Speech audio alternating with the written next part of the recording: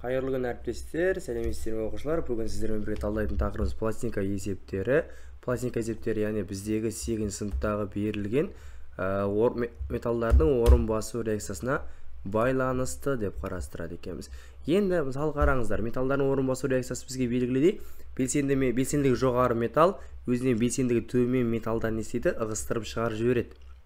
Енді металдардың орын басу реакцияларында біз 11 кластың 2-ші бөліміне келетін болсақ, ол кезде бізге орын басу реакциялар бойынша жүргізетін есептер деп қарастырамыз. Яғни пластинка есептері деп қысқа нұсқа қарастыратын болсақ, пластинка есептері тек қана пластинка немесе тақташа деп те келуі мүмкін. Немесе ұмытып кетпеңіздер, шеге, тиын деп те келе беруі мүмкін, жүзік деп те келуі мүмкін. Енді осы кезде ұмытпаңыздар, пішіні өзгергенімен заттың есептер шығару жолы және массасы оны есейді өзгермейді, құрам тұрақтылық заңына сәйкес болады. Енді металдардың орын басу реакциясы мысал ретінде келтіретін болсақ, қараңыздар, темір шегеге не істейміз? Мыс ерітіндісіне, сульфатына ерітіндісіне батырдық. Яғни шегеде не бар бізде? Темір бар. Яғни қараңыздар, сәл уақыттан кейін қарайтын болсақ, біздің ерітіндімізде не жағдай болып жатыр? Темір шегеге не жабысып жатыр? Мыс жабысып жатыр. Ал ерітіндіге ақ күміс түстес темір не істеп жатыр? Ерітіндіге өтіп жатыр екен. Реакция бойынша қарастыратын болсақ, феррум қосылған купрум СО4 шығады, феррум СО4 және купрум. Енді тақташалардың массасының кемийтін реакцияларды анықтаңыз дейді. Тақташалардың массасы кемуіне байланысты ұмытып кетпеңіздер. Біздегі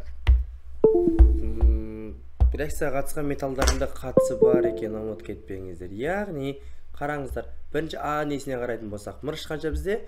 65, мыс 64. Не істеп жатыр? Яғни мырыштан мыстың массасы аз. Яғни біздің пластинканың массасы не істейді? Кемиді. Дұрыс жауап А болады екен. Енді кадмий қанша бізде? 112 деп қарастырсақ, мыс 64. Не істеп жатыр? Тағы да кеміп жатыр. Дұрыс жауап болады екен. Темір 56, мыс 64. Не істеп жатыр? Артып жатыр. Яғни бұл не істейді екен? Артады екен массасы. Магний 24, мыс 64 не істеп жатыр?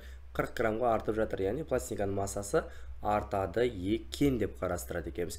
Никель 59, мыс 64. Яғни не істеп жатыр? Артып жатыр. Марганец 55 болатын болса, купрум 64. Яғни біздегі С, Д, Е, Ф варианттары тақташалардың массалары артады екен. Ал екінші сұраққа, алюминий тақташасы мыс эквиваленті хлорид ерітіндісі батырғанда тақташада болатын өзгерістерді анықтаңыз дейді. Жазайық ал. Алюминий қосылған купрум хлориді шығады, алюминий хлориді плюс купрум.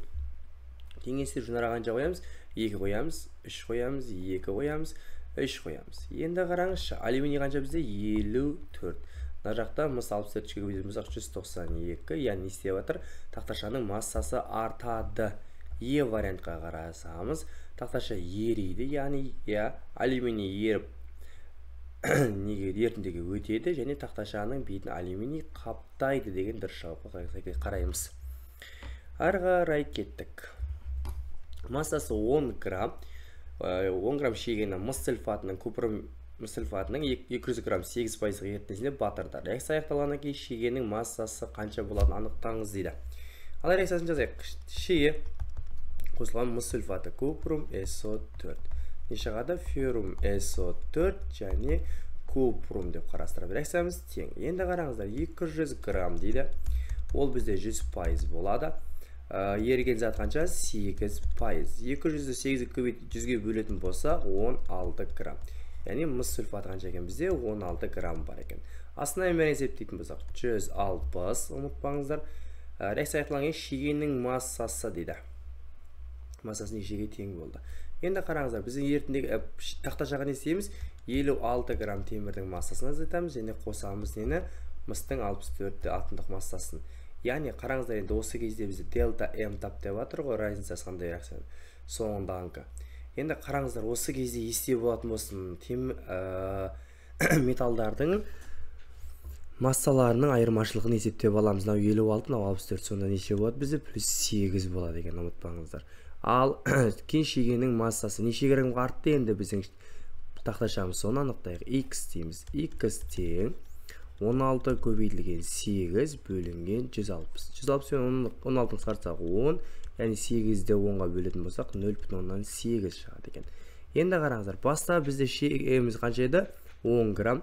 Сосын неше граммға артыпты? 0,8 граммға артқан екен. Екеуін қосатын болсақ 10-8 грамм. Яғни дұрыс жауабымыз шығады екен. Енді көбінесе ұмытып кетпеңіздер айырмашылығын есептеуді. Одан кезегі бар. Күміс нитрат ерітіндісіне мыс пластинкасын батырған, біраз уақыттан кейін пластинканың ертеден шығарып жуып кептірдік дейді. Нәтижесінде пластинка массасы 0,38 граммға өскен. Пластинкаға жабысқан күмістің массасын анықтаңыз дейді. Күміс нитраты аргентум NO3 қосылған мыс, яғни мыс күшті бізде кімді ығыстырып шығарады? Күмісті ығыстырып шығарады екен. Купрум NO3 2 еселенген и аргентум. Теңесті үшін 2 қоямыз, және 2 қоямыз. Реакциямыз теңесті. Бізге шыққандай тақташаның және шыққаннан кейінгі немесе ерітіндінің массасы берілген емес, тек қана тақташамыздың массасы 0,38 граммға не істеген? Артқан. Яғни істейміз, разницаны айырмашылықты есептейміз. Минус 64 қосу плюс 216. Екеуінің разницасы қанша? 152. Жабысқан күміс дейді. Күмісті X дейміз. Ал 216 көбейтілген 0,38 бөлінген 152 тең екеуін көбейтіп бөлетін болсақ 0,54 грамм шығады екен. Мінекей алдарыңызда тұр. Және жалғастырайық. Кадмий тақташасы күміс нитратын ерітіндісіне батырғанда тақташаның массасы 28 грамм өзгерсе, ерген кадмийдің және тақташаның бетіне қонған күмістің массаларын анықтаңыз деді. Жаңа жолмен шығарамыз. Кадмий тақташасы күміс нитраты аргентум NO3 шығады кадмий эквивалентті нитраты және міндетті түрде күміс. Теңесті үшін 2 қоямыз, алдына 2 қоямыз. Реакциямыз теңесті. Тағы дәл солай тақташаның массасы берілмеген, бірақ тақташаның массасы соңында есеп алып өлшегенде өзгерген 28 граммға. 28 граммға артқан, жазып қояйық. Астында массасы кадмий қанша? 112-ден азайтамыз. Нешені? 216-ны. Плюс 200 қосамыз. Сол екеуі разницасы 104 грамм. Мінекей. Ал не істейміз? Кадмийді X дейміз, күмісті Y деп қарастырады екенбіз. X тең, яғни 112 көбейтілген 28 бөлінген қанша? 104. Разница айырмашылығымыз. Екеуін қысқартақ 0, сонда жауап бізде 22,4 грамм шығады. Ал Y есептейтін болсақ, 216 көбейтілген 28 бөлінген 104. Сол кезде 43-те 2 грамм не пайда болады екен? Күміс пайда болады екен. Әрі қарай қарастырамыз. Массасы 25 грамм. Мұсы темір ұнтақтары мыс сульфатының ерітіндісіне салды. Белгілі уақыттан кейін тұнбаға түскен металдың ерітіндіден бөліп алып өлшеді. Оның массасы 27 грамм болып тақташамыз. Ерітіндіде өткен темірдің массасы тұнбаға түскен мыстың массасын анықтаңыз дейді. Темір ұнтағы феррум купрум SO4 қосамыз. Сол жағдайда феррум SO4 плюс купрум шығады. Мінекей айрайсамыз тең. Енді қараңызшы, бізде баста 20-да 5 болады, дұрыс па? Кешірім сұраймыз. 20-да 7 болды соңында, и баста 20-да 5 еді. Разница неше? Айырмашылығымыз 0,2 грамм. Не істепті? Артыпты. Минус 56 плюс 64 деп қарастырамыз. Сонда неше? Разница 8. Темірге өткен темірдің массасы X дейміз. X тең, әдеттегідей 56-ны көбейтеміз 0,2-ге, бөлеміз 8-ге 7, сонда 1,4 грамм болады. Y тең 64 көбейтілген 0,2 бөлінген 8. Найкен қысқартамыз 8-ге, көбейтеміз сонда 1,6 граммға. 1,6 грамм купрум, 1,4 грамм не? Темір еріген екен. Массасы 11,2 грамм тақташаны 60 грамм қорғасын нитрат ерітіндісі батырған, ерітіндінің массасы 56,8 болды дейді. Егер еріген тақташасының массасын есептеңіз дейді бізге, дұрыс па? Ал темірді аламыз. Плюс қорғасын нитраты PbNO3 2 еселенген. Темір нитраты плюс қорғасын. Бөлім шықты. Қараңыздар, енді қараңызшы, сізде баста ерні неше болады? 60 грамм, одан азайтамыз, 56-98 болған екен. Сонда 3-0,2 граммға біздің тақташамыз неседі? Артты. Так, темір минус 56 азайтамыз. Так, мына жақта қосамыз 207-ні. Ал сөз 56-дан 207 азайтатын болсақ неше болады бізде? Так, калькуляторға салатын болсақ, жетінші есепке келетін болсақ, массасы 11 грамм темір тақташасын 60 грамм қорғасын ертісіне батырғанда, ертінің массасы 56-98 грамм болды. Еріген тақташасының массасын анықтаңыз дейді. Так, есепке көшейік. Біз феррум қосылған қорғасын нитраты, темір бізде кімді ығыстырып шығады? Қорғасынды ығыстырып шығарды. Феррум нитраты эквиваленті шықты. Енді қараңызшы, баста бізде ертінді 60 грамм болған. Ертінді соңында 56-98 грамм болыпты. Яғни 3-0,2 грамм не істеген біздің пластинкамыз, тақташамыз артқан. Яғни үстіне бар қоямыз, артқан. Так, минус 56 плюс 207. Екеуінің разницасы 151. Мінеке, енді ерген тақташасын массасы дейді. X дейміз, болды. X тең 56 көбейтілген 3-0,2 бөлінген 151. Екеуін көбейтіп бөлетін болсақ, 1-12 грамм шығады екен. Болды, міне. Так, салмағы 5 грамм темір пластина мыс сульфатының 50 мл 15%-да 1-12 грамм ертіндісіне батырылды. Пластинаны алып тастағаннан кейін оның массасы 5-16 грамм болып шықты дейді. Так, салмағы 5 грамм темір пластина мыс сульфатының 50 мл 15%-да тығыздығы 1-12 грамм ертіндісіне батырылды. Пластинаны алып тасталғаннан кейін оның массасы 5-16 грамм болып шықты. Қалған ертіндегі мыс сульфатының массалық үлесі анықтаңыз дейді. Біз не кім? Темір пластина. Қосамыз купрум SO4-ті, шығады бізде не? Феррум SO4 плюс купрум. Ал, енді қараңызшы, сізде баста 5 грамм тығыздығы неше? То есть, кешім сұрайым. 50 миллилитр тығыздығы неше? 1-12. 56-ны 100% деп, оның ішінде 15% купрум SO4 тауып алайық. Ол бізде неше екен? 8-4 грамм болып тұр. Теспейміз. Осы жермен тоқтай тұрайық. Енді қараңызшы, баста бізде 5 болған дұрыс па? Соңында қанша болды? 5-16 грамм.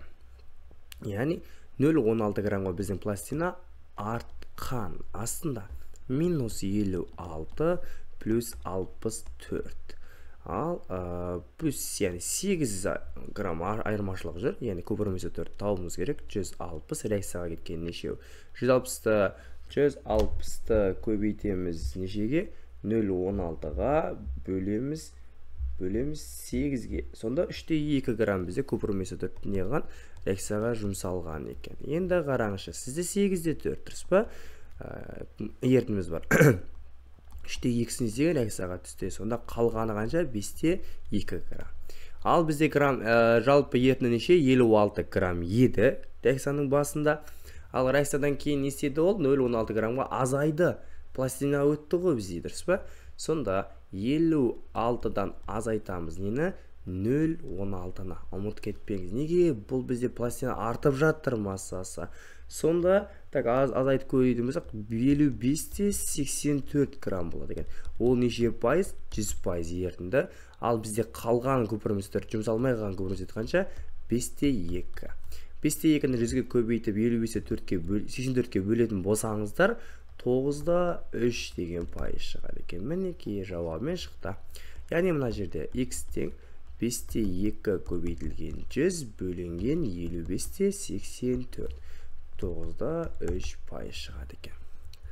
Белгісіз эквивалентті металл сульфатының дейді 50 грамм ертіндісіне мырыш пластинкасы батырылған. Біраз уақыттан кейін пластинканың массасы 1-08 граммға артқан, ал ертіндегі мырыш сульфатының массалық үлесі 6-58 болған. Пластина қандай металл бөлінген анықтаңыз дейді. Білмейміз, бір белгісіз эквивалентті металл сульфатына мырыштың пластинкасын салдық. Біз не істейді? Мырыш сульфаты және металл пайда болды. Мінекей. Ал бізде разница қанша? 1,08 граммға артқан. Дұрыс. Ал енді қараңызшы. Бізде не берген? 50 грамм. Ал енді қарай қойыңыздар. Бізде баста неше ерітіндіміз? 50 грамм.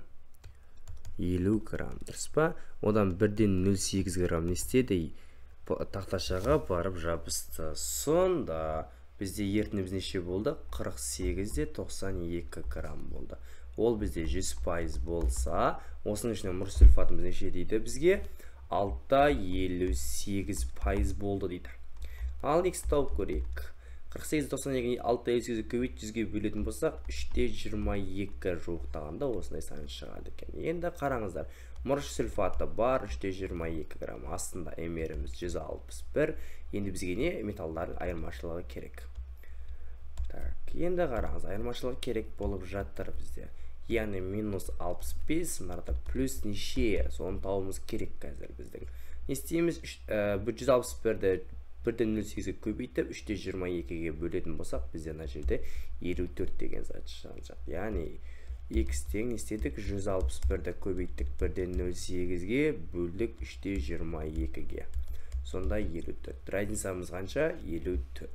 Минус 65 қосылған x тең 54-ке, x тең 65 нәбетке өтетін болса 119. 119 кімнің мрі? Бізде қалайының мрі.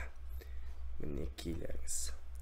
Ал 10 есеп. Массасы 10 грамм мыс пластинкасын күміспен қаптау үшін қаптау үшін оны 250 грамм 20% күміс нитрат ерісе батырылған. Пластинканы алып шыққаннан кейін күміс нитратының массасы 20% азайғаны белгілі болды. Мыстың қандай массасы реакцияға түскен? Соңғы ерітіндіде күміс нитратың массалық үлесі қанша екендігін анықтаңыздар дейді.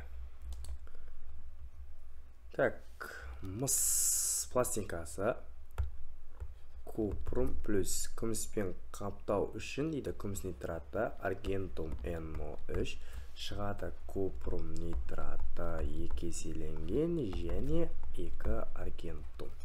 Теңестіру үшін 2 қоямыз. Енді қараңыз, баста 250 грамм дұрыс па? Оның неше пайыздығы? 20 пайыздығы. Сонда 250-дің 20% неше? 50 грамм. Ал енді қараңызшы, пластинканы алып шыққаннан кейін күміс нитраты массасы неше дейді? 20%-ға кеміген, яғни мынаның 20% ғана жұмсалды. Яғни 50 граммда 100% дейміз дағыны 20%-ын тауып алайық. Ол неше? Ол 10 грамм. Қараңыз, сонда біздің реакцияға түскен қанша? Күміс нитраты массасы 10 грамм екен. Асты 340, яғни бізге ерге мыстап дейді, x 64 дейміз.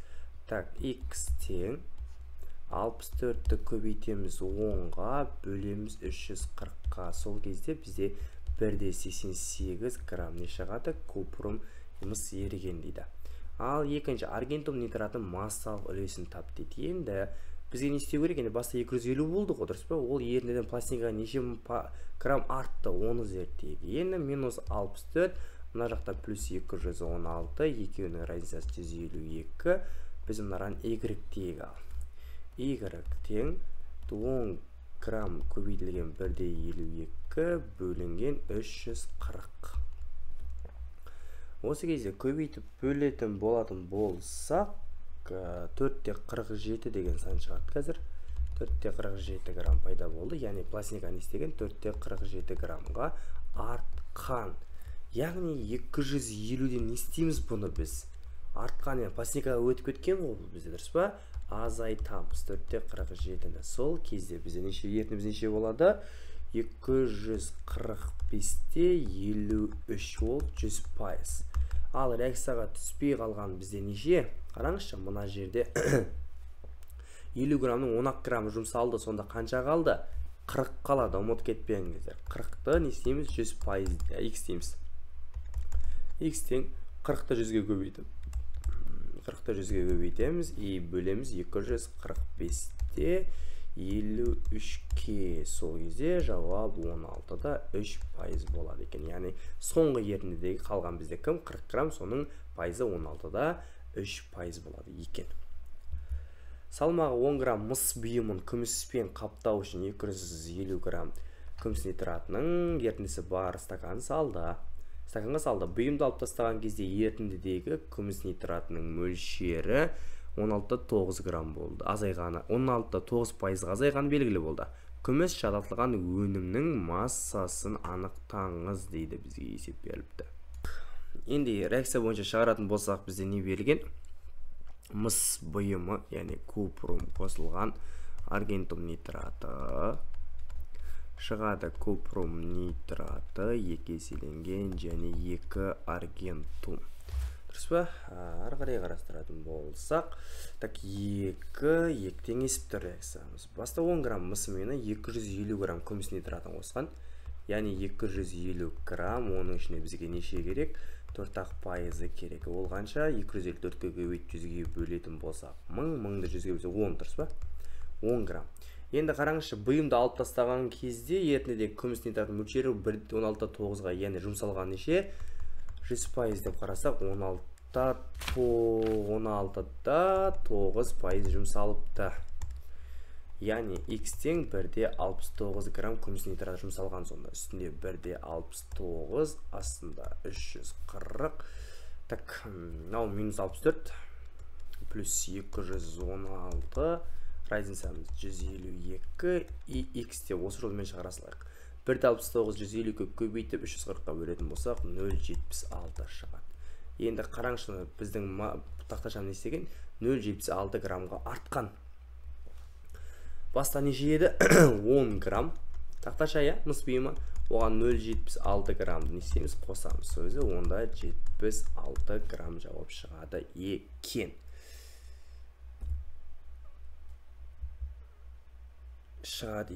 Сонымен жақсыз сау сәлематта болыңыздар.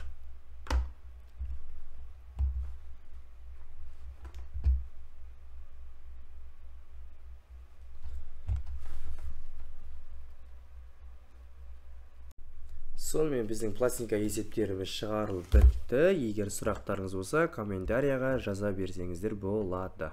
Жақсы сау сәлематта болыңыздар.